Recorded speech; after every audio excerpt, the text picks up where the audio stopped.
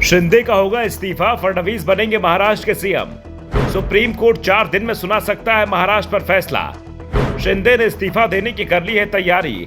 नए सीएम की शपथ के फडणवीस भी दे रहे हैं संकेत। महाराष्ट्र में एनडीए सरकार संकट में दिखाई दे रही है।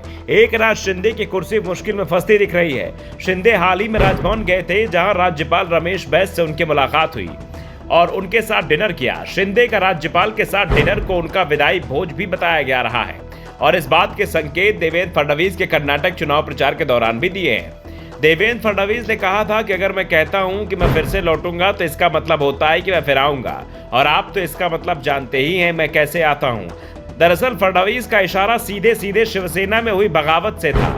2019 के विधानसभा चुनाव के बाद जब शिवसेना ने बीजेपी को समर्थन देने से इनकार कर दिया और एनडीए से नाता तोड़कर कांग्रेस एनसीपी के साथ चली गई, तो देवेंद्र फडणवीस ने विधानसभा में खुद की तुलना समुद्र से करते हुए चुनौती दी थी कि वो लौट कर आएंगे, और पिछले साल उन्होंने लौट कर दिखा भी दिया। जब गठबंधन तोड़ने के बदले में फडणवीस ने शिंदे की मदद से शिवसेना को ही तोड़ दिया। आज शिवसेना एनडीए के साथ है। वो बात अलग है कि इस बार शिवसेना बिना ठाकरे परिवार की है। फडणवीस के तेवरों से एक रात शिंदे कैंप हैरान ही नहीं दिख रहा है।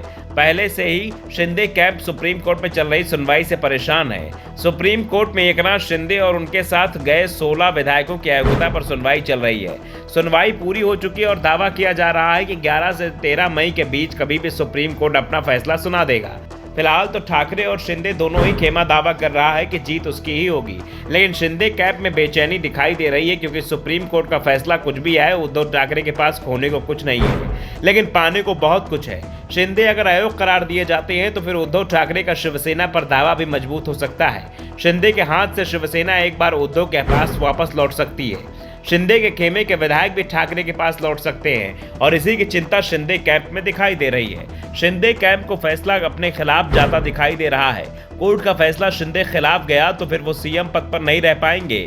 उनकी विधानसभा की सदस्यता भी चली जाएगी, शिंदे की सरकार भी चली जाएगी, लेकिन बहुमत का आंकड़ा उसके बावजूद एनडीए के पक्ष में ही रहेगा और ऐसे में अगला सीएम फिर बीजेपी से ही बनेगा।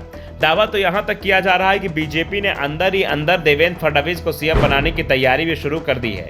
अगर कोर्ट 13 मई को फैसला सुना देती है तो फिर 15 मई को देवेंद्र फडणवीस नए सीएम पद की शपथ ले सकते हैं। शिंदे गुट को सबसे बड़ी चिंता इस बात की लग रही कि अगर अजीत पवार बीजेपी से मिल गए तो उनकी हैसियत एनडीए में भी बहुत कमजोर हो जाएगी।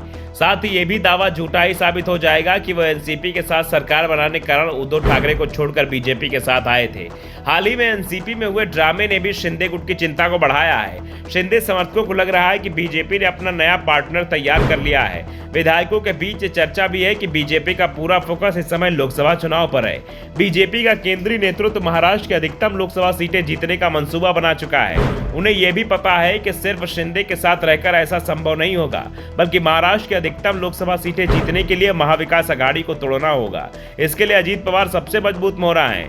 अजीत पवार बीजेपी के साथ जा सकते हैं, ये बीजेपी नेताओं का आत्मविश्वास भी बता रहा है। तभी इस जुबान में बीजेपी नेताओं का दावा है कि सुप्रीम कोर्ट का फैसला किसी के भी पक्ष में जाए उन्हें कोई नुकसान नहीं होगा। नुकसान और फायदा शिवसेना को देखना है। बीजेपी के लिए दोनों ही सूरत में फायदा ही दिख रहा है। Bureau report, the Dhakad news.